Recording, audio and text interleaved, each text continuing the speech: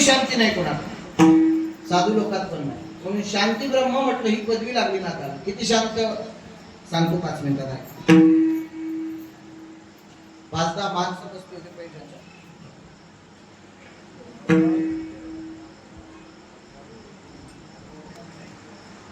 लय वळख झाले की असंच होते. नवीन नवीन लग्न होत्या, जे पाहिजे ते भेटते. आणि एखादं लेकरू झालं की तुमच्या गावात माहित नसेल कोणाला, कारण सगळे संन्यासीच आहे का नाही. जास्त ओळख झाली की बायको पण मागे पुढे करते, काम ऐकत नाही. साऊंड वाले बॉस जास्त ओळख झाली की असंच होते, सगळ्याच्या टकाटक लावते. आणि मा नाही लावला असं काम करायला. मा आपण गोड लावता, मला कुठे पैसे दिलेत मी त्यातले तुम्हाला देतो 100 रुपये. शांती म्हटलं की नाथबाबा, नाथबाबाकडे जेवढी शांती आहे तेवढी शांती. किती शांती. 5-10 मग खाली बसले पैठणला. चर्चा चालली द्यायची. काय चालू आहे? काल मी का हळद गिळत त्या गावातला विषय. एकमत म्हणे हो कस काय. एकमत म्हणे जरा खिडकीच निघा लागली, आवरेज जरा जसा पाहिजे तसा नाही. दुसरा म्हणे आम्हाला झाली. तिसरा म्हणे तुम्ही यंदाच टाकली ना रे, नवीन रानात लय मोठी झाली. अशी त्याची चर्चा चालली. आपण चर्चा होता होता होता होता चर्चा केली नाथबाबाकडे. गावातल्या एकाचा कुटाणा करणं चालू. आणि मग सहज एकानं सांगितलं आपल्या गावात एकनाथ रे. दुसरा म्हणे हो. आणि त्याला आता एकनाथ म्हणायला जमत नाही, त्याला एकनाथ महाराज म्हणा लागते. तिसरा म्हणे कस काय. चौथा म्हणे अरे एकनाथ महाराज नाही म्हणा लागत, त्या लोक शांती ब्रह्म म्हणतात. गावातल्या गावात चर्चा चालली. आणि गावातले लोक आवजाव बोलत नसतात. ज्ञानोबारायाला बोलले नाही, नाथाला बोलले नाही, तुकोबारायाला बोलले नाही, कोणालाच बोलत नाही. गावातल्या माणसाला आवजाव बोललं मृदंगाचार्य बा की त्याच्या जीवन इच्छुक असत असते. म्हणून ते माघारी आवजाव बोलत नाही. मग अरे तुरेच बोलू लागले नाथाला. एकनाथाला लोक शांती ब्रह्म म्हणतात रे. 5वं म्हणे नुसतं शांती ब्रह्म नाही म्हणत, त्याला राग येत नाही म्हणतात रे. 6 नंबरचं म्हणे तसं नसते तर काय रे, भांडण झाल्यावर कोणाला राग येत असते. 8व्या नंबरचा म्हणे त्याला जर राग येत नसेल तर आपण आणून देऊ, आपल्याला कामच काय. 4-5 म्हाताऱ्यानं केली सल्ला, नाथाला राग आणून द्यायचा. ऐका. आणि मग तेवढ्यात एक म्हातारा चालला, एक मुस्लिम समाजाचा व्यक्ती चालला होता गल्लीतून. त्याच्या डोळ्याच्या कडा ओल्या झालेल्या होत्या. ऐका. अंतकरणात काही ना काहीतरी दुःख होतं म्हणून डोळ्याच्या कडा ओल्या झाल्या होत्या, पाणी आलं होतं डोळ्यातून. म्हातारे माणसं येतं, म्हाताऱ्या माणसानं लांबून पाहिलं आणि त्याच्या डोळ्याच्या कडा ओल्या झालेल्या दिसल्या. हुशार म्हातारे माणसं, धोत्रावाली वयस्कर माणसं, बुजुर्ग माणसं चाणाक्ष नजर असते द्यायचे. चेहऱ्याकडे पाहिलं की अंतकरण ओळखतात ते लोक. मुस्लिम समाजाचा माणूस आहे पण याच्या डोळ्यात पाणी आहे, याचा अर्थ काय ना काहीतरी दुःख आहे. आणि मग त्या इकडे बोलवलं, इकडे रे. तो मुस्लिम समाजाचा माणूस इकडे आला. काय दुःख आहे अंतकरणात. ते म्हणला काहीच नाही. नाही नाही खरं खरं सांग, काहीतरी दुःख आहे. ते म्हणतात त्या काहीच दुःख नाही. खोटे नको बोलू, खरं सांग. आमच्या त्यानं जर दूर करता आलं तर अंतकरणातलं दुःख दूर करण्याचा प्रयत्न करू. माणूस आपल्या अंतकरणातलं दुःख महिला मंडळ दुसऱ्याला सांगते, विचारल्यावर का नाही विचारल्यावर.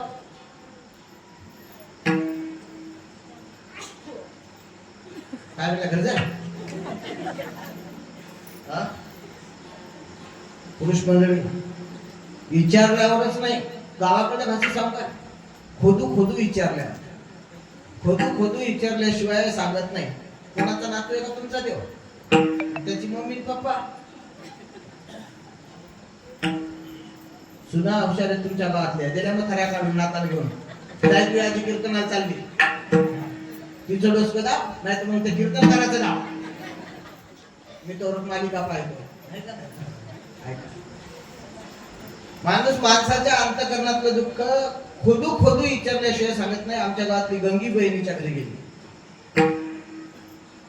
जेवण खाऊन झालं आणि मग दोघी बहिणी बाहेरच्या खोलीत पाठवर बसल्या. ती पाहुणे रावणी बसवायची खोली, काय म्हणतात तिकडे हॉल.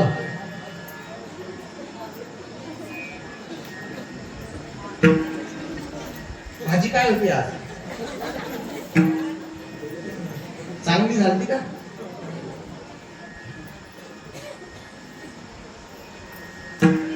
पंक्तीच कीर्तन झाल्यावर ठरवता म्हणजे बजेट आला तर आला आहे का नाही? ऐका, ते आमच्या गावातली गंगू बहिणीच्या घरी कधी जेवण खाऊन झालं आणि बाहेरच्या खोलीत बसली दोघीच बहिणी. आणि मग त्या गंगूच्या बहिणीनं गंगूला विचारलं, गंगू 12 महिने झालं तुझ्या बघायचं लग्न झालं, 12 महिने झाले हाताखाली सून आली, आणि मग 12 महिने लग्नात झालं म्हणल्यावर आता तू सुधारायला पाहिजे होती. हातातलं काम गेलं, घरचं काम करायचं काम नाही, आणि तरी पण खराब झाली. गंगी म्हणे नाही वा. बहीण म्हणे नाही गंगू तू खराब झाली, 7-8 किलो वजन कमी झालं. गंगू म्हणे नाही ना. मग त्या बहिणीनं गंगूच्या डोक्यावर हात फिरवला. गंगू, जुन्या काळात त्या बाया माणसं असे म्हणायचे, जीवाले माय बहीण पाहिजे. कशासाठी? अंतकरणातलं सुख आणि दुःख सांगण्यासाठी. आपण दोघी बहिणी होऊन सख्य आहोत, आपल्याला माय नाही. आणि मी तुझी मोठी बहीण हो गंगू. मोठी बहीण म्हणजे मायच्यासारखी असते. काय अंतकरणात दुःख आहे मला सांग. खराब झाली तू, 5-7 किलो वजन कमी झालं, खरं खरं सांग. मग तेवढ्यात गंगूने इकडे तिकडे पाहिलं. अर्धा घंटा नाही नाही म्हणणारे गंगूने इकडे तिकडे पाहिलं. आपल्याकडे कोणीच पाहत नाही. मग बहिणीकडे पाहिलं, लगेच गंगू सुरू झाली, बाई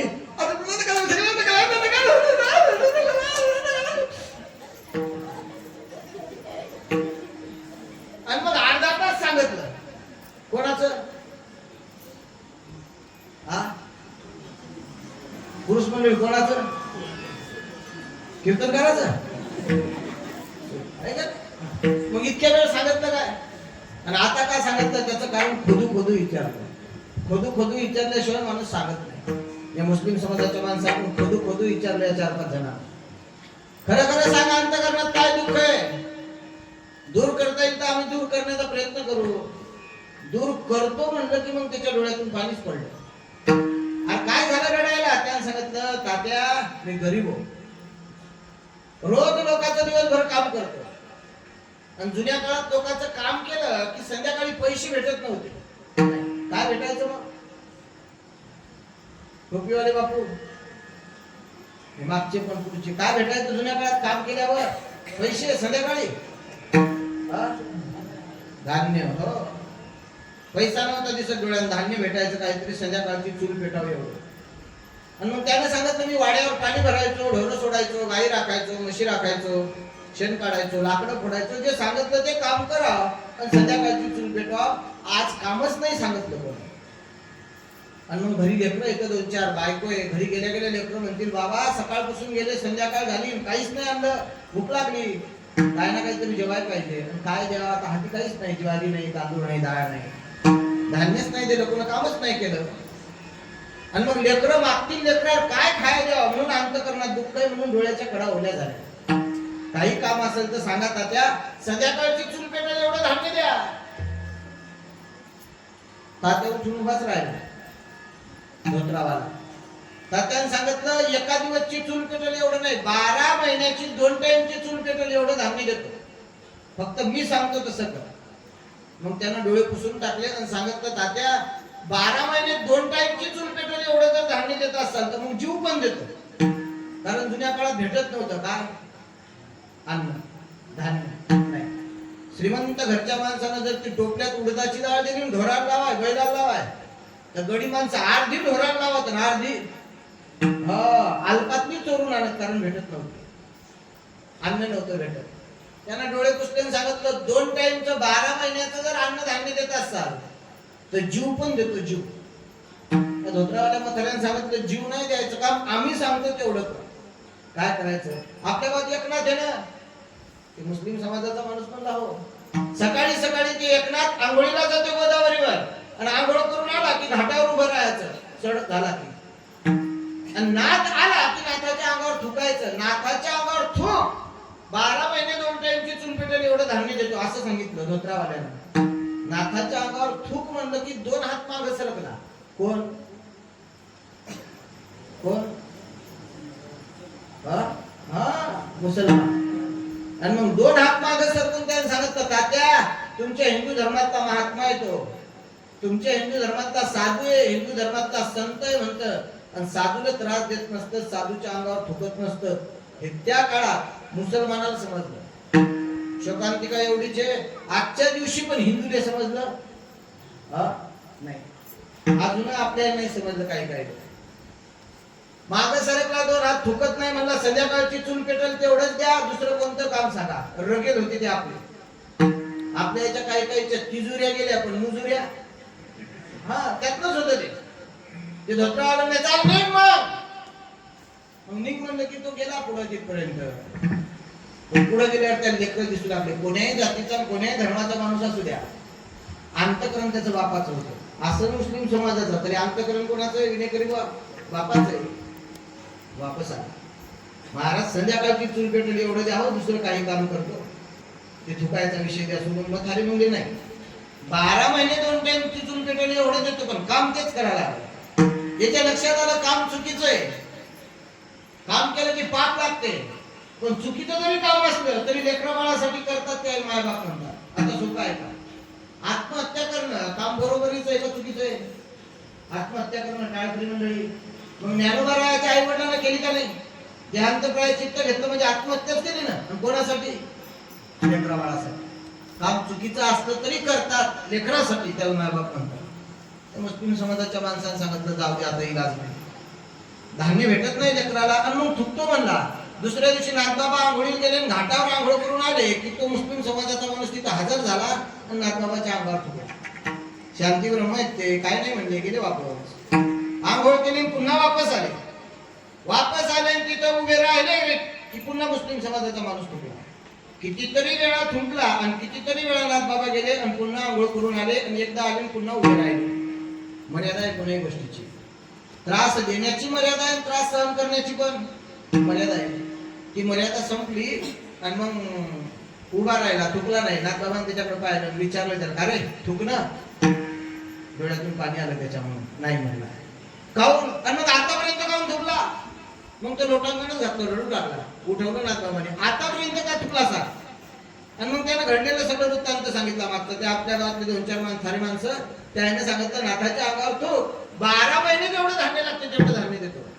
परिस्थितीमुळे हात टेकले आणि थुकायचं काम पडलं. नाथबाबा म्हणजे काय त्याच्या नांदी लागला? अरे भगवान परमात्म्याने गोड नैवेद्य भजनासाठी दिला, पूजनासाठी दिला, परमार्थ करण्यासाठी, चांगलं वागण्यासाठी दिला, ते देणं सोडून म्हणजे नाही करायचं तेच करत बसला. 12 महिन्याचं नाही, आपल्या घरून आयुष्यभर जेवढं धान्य लागते तेवढं घेऊन जाय. कारण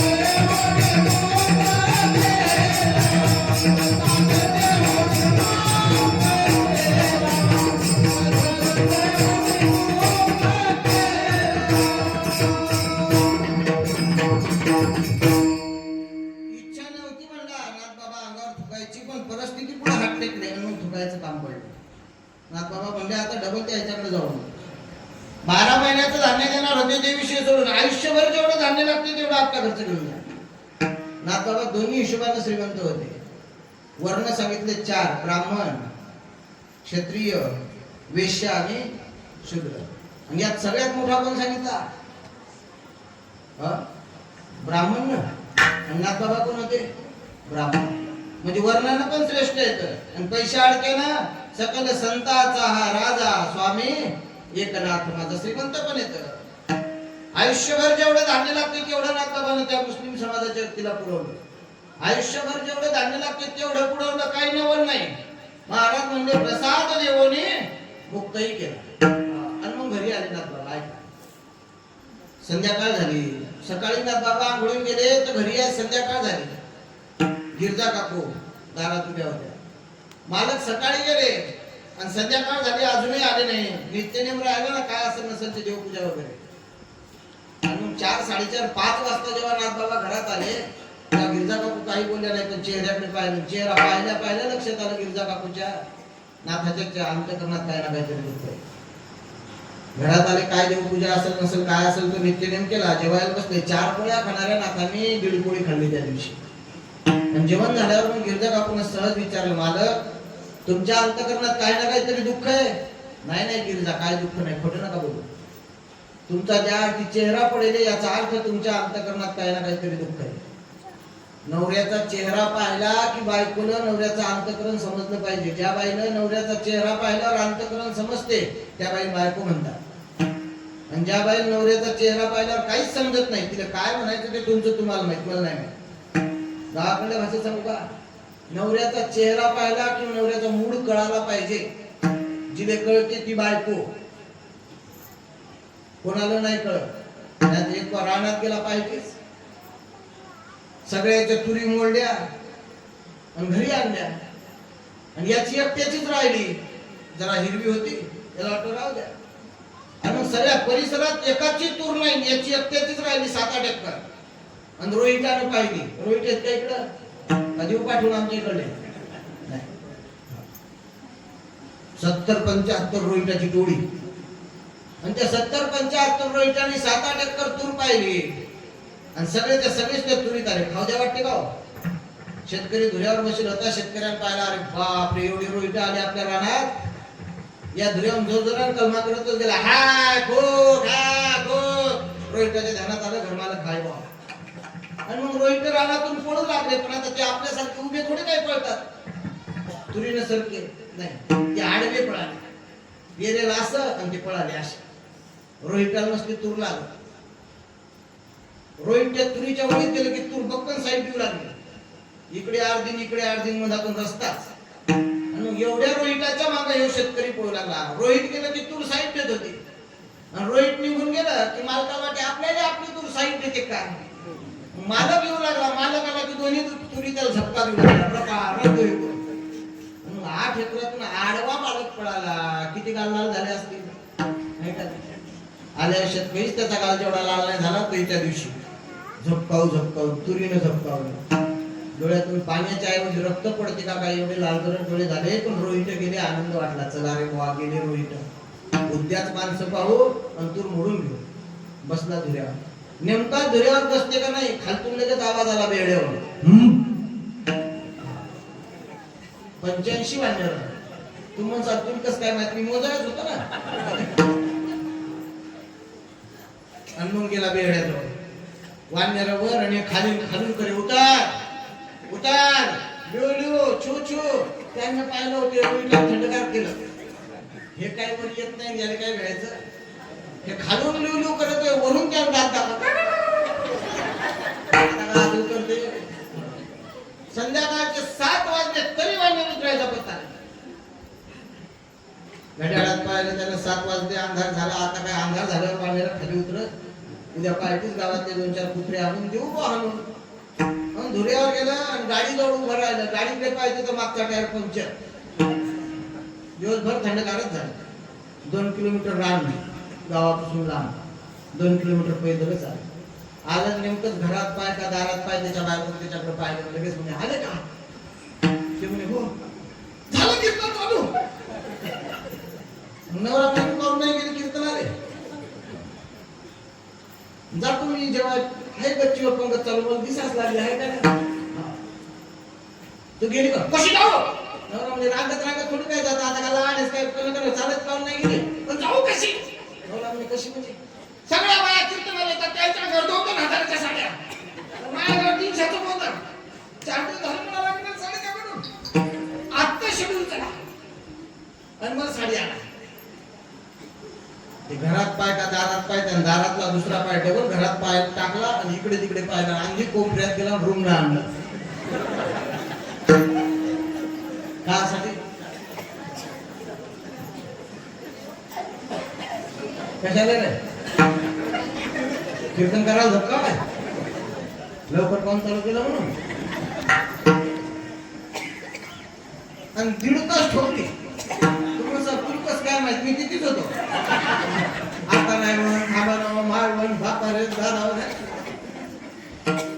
बायकोला साडी कोण घेऊन देते मालकच देते का पण मालकाचा मूड कळायला पाहिजे मालक जर मूडच्यात असला तर 10,000ची 20,000ची साडी देते नाही पण देते तर त्या बायकोचा मूड कळायला पाहिजे गावाकडे भाषेला का अंतकरण कळायला पाहिजे गिरजा टाकून कळत होतं चेहऱ्याकडे पाहिलं मालकासाठी मालकाचं अंतकरण कळत होतं विचारलं गिरजा कापून मालक खोटं नका बोलू नाराज आहेत तुम्ही 1.5 पोळी खाल्ली आज नाथांची डोळे भरून आले काय गिरजा आपलं गाव झालं काय झालं मला जे काम नाही करायचं ते लोक काम करायला लागले केलं काय मग नाथानं 4-5 प्रमाणे सांगितलं गिरजा कापून गिरजा भगवान परमात्म्याने हा नरदेव भजनासाठी दिला देवे दिला देह भजना गोमटा आणि मग गिरजा लोक भजन करत नाहीत नागपूरच्या मला कोण नाही करत गिरजा नाही केलं तर नाही तरी गेला जन्म वाया देवाचं भजन नाही केलं तर हा जन्म वाया जाईल ना गिरजा कापून मला जाऊ द्या गेला तर आता नाही केलं तर पुढं करतील पुढच्या जन्मात करतील ना गिरजा तू कोण सांगत का माणूस पुढच्या जन्मात माणूसच होते म्हणून आता भेटला पुन्हा भेटेल याची गॅरंटी नाही एक योनी कोटी कोटी फेरा आणि देवा लागे वारा हे मरण पावले पुढच्या जन्मात पशु पक्षी झाले पशु काय पाप पुण्य त्या भजन करता येते का गिरजा याच देरी घडे देवाचे भजन ये साथी आलिया ओळगा शारंग धरू नाही तरी संसार गिरजा ऐकत नाही गिरजा खरं सांग आता मी सांगतो एवढं ऐकत नाही तर काय जाईल बरं मग ते म्हणून दाखवलं नाथबाबाचंच प्रमाण येते हे जरी नाही काल पुढं दुसरं येईल सरते शेवटी बा काळ मागून येईल एका जनार्दनी आमचे गिरजा टाकू म्हणली मालक एका जनार्दनी आमचे काय बा जाईल म्हणतात तुमचं काही जातच नाही म्हणता आणि मग डोळे काऊन भरून भरून यायला लागले तुमचे नाथबाबांनी दिलेलं उत्तर गोडे नाथबाबा म्हणले गिरजा बुडत हे जन न देखावे डोळा येतो कळवळा म्हणून या कुत्र्याला दुसऱ्याची गती सहन होत नाही मी महाच घरचं पेट्रोल टाकतो महाच घरच्या गाडीत फिरतो कुत्र्याला काही मारतो का फुकटच मला गावाच्या बाहेर सोडा येते आता जाऊ द्या ना कीर्तनकाराच्या मूर्दंगाच्या याच्या गाड्या आता गावाच्या बाहेर सगळे कुत्रे सोडा येतात कुठं नक्की तिकडे शिवलो मशान भूमीने तिकडे पुढा मारून घालतात जायला पाहिजे ना आणि डबल करून टाकू नको त्याला गती सहन होत नाही दुसऱ्याची प्रगती माणसाला सहन होत नाही म्हणतात समाजाची अधोगती साधून सहन होत नाही म्हणतात गिरजा बुडावीत लोक आडराने आणि मग गिरजा काकू म्हणलं मालक लोक ज्या रस्त्याने नाही जायचं त्या रस्त्याने चालले आणि तुमचं जर अंतकरण तळमळ करत असेल तर सांगा त्याला समजावून गिरजा सांगत नाही तर काय लागून या पाया तुकोबारायाचे काही प्रमाणे ज्ञानोबारायाचे काही नामदेवरायाचे खालचे सांगता येत नाही नाथबाबा म्हणजे मागून जन्म झाला अवताराला आलेलो नादिले प्रमाण देऊन पाया पडून सांगतो ऐकत नाही गिरजा लोक कीर्तन करून सांगा गिरजा कीर्तन करतो ना कीर्तनाला आले लोक तर सांगेल येतच नाही तर पंक्तीत नावत नाही तर आणि कीर्तनाला गिरजा नुसतं कीर्तनच करून सांगत नाही नाथबाबा म्हणले भारोड करून पण सांगतो भारोड कोणाचे येतं नाथबाबाचेच ना सोंग ढोंग करून सांगतो गिरजा तरी लोक येत नाही तर गिरजा काकू म्हणले फक्त लोक जाणायचे कीर्तनाले हो आपल्या मनचा ऐका लोक कीर्तनाले ऐकता का नाथबाबा म्हणले 100% चांगलं जर सांगत असेल तर कोणाच्या मनचा ऐका मग ती बायको असो भाऊ असो बहीण असो कोणी असो लहान असो आपल्यापेक्षा का मोठा असो कोण्याही जातीतून कोण्याही धर्मात जन्माला आलेला असो आपल्या हिताचं जर सांगत असेल तर ऐकायला पाहिजे तू बायको आहेस अर्धांगिनी आहेस बायकोचं नाही ऐकाय काय आता ते बायकोचं ऐकाव एकाने नाही ऐकलं त्या दुपार 12 वाजता फुकलं आणि एकदा नाही फुकलं दरवर्षी फुकतात दसऱ्याने कोणाले रावणाने नाही तर रावणाच्या बायकोचा अधिकार एवढा होता उद्या काय होते रावणाच्या बायकोला आज समजत होतं तिचं नाव मंदोदरी पतिव्रतेच्या यादीत नाव होतं तिचं उद्या काय होते आज समजत होतं तिला. तुमच्या मावशीत आहे का कोणी एखादी मी मावशी अशी की त्या बाई उद्याच आज समजते म्हणून यावेळेस समजते पण काही झाल्यावर एखादा मग घरामध्ये द्या भीती टेकू द्या मग यायची सल्ला का मी म्हणलं होतं काढत म्हणलं का थोडं रात नाही काढत पण त्या रात तोंडावर काही तुडच नव्हता का रात्री काढून नाही म्हणलं का हो द्या फक्त तुम्ही गावात काही लगेच बाहेर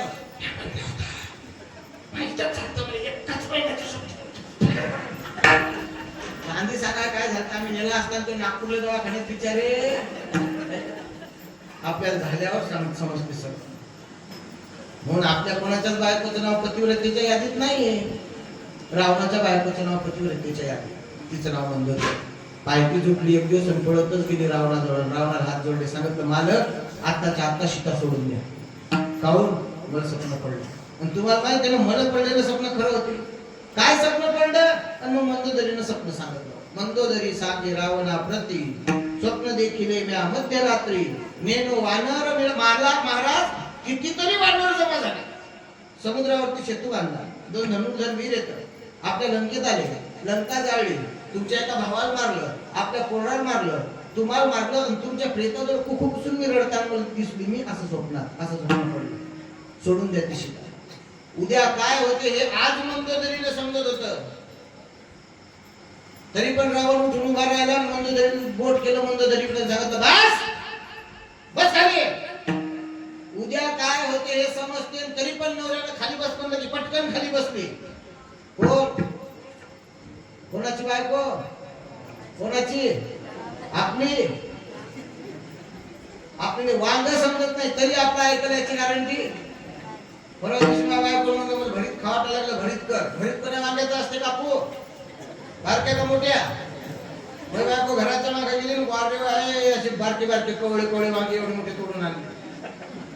खाव याचं काय करतं तुम्हाला भरीत खावाटा लागलं ना मी हे काढतो याचं असते का भरीत. तिने अख्खे वांगे मागावर ठोकून आणले आणि उन्हाळ्याच्या 2 जुल्या घेतल्या अंगावर ना उठणं मला भरीत मला नाही मी हंगार तोंडी हो. वांग्याचं भरीत कोण्या करा हे तिला समजत नाही. ती पण आपलं ऐकून घ्या तरी पण मी रातच्या घरी घेऊन येतो एवढं कट कर जा मी बायको पाहिजे घरी.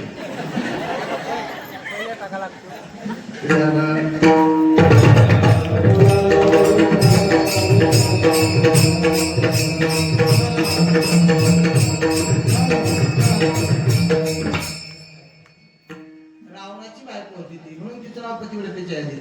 ऐकलं का बायकोचं ऐकलं नाही शीतल सोडून दिलं नाही परिणाम मरायचं काम पडलं. मरू द्या मी राहतो पण दरवर्षी फुकणं चालतं. ऐका नाही ऐका चांगलं सांगत असेल तर बायकोचं ऐकावं शास्त्र सांगते. मग नाथांनी सांगितलं चांगलं असेल तर गिरजा ऐकायला तयार आहे. सांग गिरजा कापून सांगितलं दौंडीवाल्या मामाला बोलवा. मग बोलवलं आले दौंडीवाले मामा. गिरजा कापून सांगितलं दौंडीवाल्या मामाला. दौंडीवाले मामा गेले गावात दौंडी दिली. चौकात उभे राहिले. ऐका आज रात्री ठीक 8 वाजता नाथांच्या वाड्यात हरिकीर्तनाचा कार्यक्रम आहे आणि जे कोणी कीर्तनाला येईल कीर्तन संपल्यानंतर प्रत्येक व्यक्तीला 2-2 किलो गुळ देण्यात येईल. काची कमतरता होती त्या काळात धान्याचीच ना.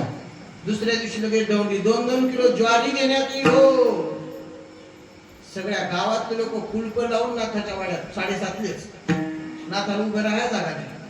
नाथ गिरजा काकून विचारायला गेले. गिरजा काकू म्हणल्या आता उभा कुठे राहू. गिरजा काकू म्हणल्या तुमचं तुम्पा लोक अन्न माझ्याकडे आहे का. आणि सगळेच्या सगळे आले कीर्तनाला बसले. मग कीर्तन चालू झालं नाथाचं. नाथ म्हणजे भगवान परमात्म्याचा अवतार. भानुदासाची कुळी महाविष्णूचा अवतार. आपण सोपा आहे का सर्वसाधारण कीर्तनकारानं जरी कीर्तन केलं ना 1-1.25 तास तर खाली बसलेल्या मंडळीचं अंतःकरण बदलते. असं वाटते पवित्र तुळशीची माळ घाला परमार्थ करावा दिंडीत जावा भागवत ऐकावा. खरंच भगवान परमात्म्याने भजनासाठी नरदेव दिला असं अंतःकरणातल्या अंतःकरणात बदल पडते. कोणाचं कीर्तन ऐकल्यावर सर्वसाधारण कीर्तनकाराचं. ते तर नाथ बाबा येत नाथबाबांना जेवढे गिरजा काकुळे प्रमाणे सांगत तेवढे गावातल्या लोकांना सांगत नाही. येण्यासारखे करू नका म्हणले. देवे दिला देह भजना भजनासाठी दिला. आणि याच देही घडे देवाचे भजन. आत्ताच भजन करा. कल करेसो आज आणि आज करेसो. आणि सांगणारे नाथ येतं, अधिकारी नाथ येतं. पाचच लोकांच्या डोक्यात बसलो. लोक म्हणले खरंय हा नरदेव भजनासाठी दिला. भजन करायला पाहिजे. आणि सहज भेटला आपल्याला. पावला हा देह काग टाळी आंधळ्याच्या हातात कावळा सापडाव तसा आपल्याला सापडला. फायदा घ्यायला पाहिजे याचा. कधी जाईल याचा भरोसा नाही. क्या भरोसा आहे याची गॅरंटी नाही. देह हा पाचाचा आणीला. मग आहे तोपर्यंत याचा वापर करून घ्यावं. भजन करावं. भजनासाठी दिला म्हणल्या पटलं लोकांना. लोक एक मथारा उभा राहिला. त्या मथाऱ्याने सांगितलं महाराज हा नरदेव भजनासाठी दिला. आम्हाला पटलं. आता आम्ही भजन करतो. बाकीचा संसार प्रपंच तर करतो. पण संसार प्रपंच करत असताना कामामध्ये काम काही म्हणा भजन करतो. काही भजनही करतो. काही संसार प्रपंचही करतो. संसार प्रपंच करता करता भजन करण्याची इच्छा अंतःकरणात प्रगट झाली आमच्या. पण आता तुम्ही सांगितलं भजन करायला पाहिजे. आम्ही करायलाही तयार आहे. आणि तुम्हाला जर विचारलं तर तुम्ही लगेच भागवतातला श्लोक सांगसाल. आम्हाला येते काय? आम्ही खेड्यातले लोक आहेत. अशिक्षित लोक आहेत. आडाणी लोक आहेत गावातले. आम्हाला नाही. ज्ञानोबारायाची ज्ञानेश्वरी पुढे माणसाल. गीता पुढे माणसाल. कोणाला येते गीतेतला श्लोक? ज्ञानोबारायाच्या ओळ्या येत नाहीत आम्हाला. वाचताच येत नाही. अशिक्षित आहेत आम्ही. देवानं भजनासाठी नरदेव दिला. तुम्ही म्हणताना भजन करा. मग आम्ही भजन करायला तयार आहे. पण तुम्ही सोपं भजन सांगत असाल तर आम्ही करतो. नाथबाबाला आनंद झाला. आपण सांगितलं भजन करा. लोक हो म्हणतात. करतात.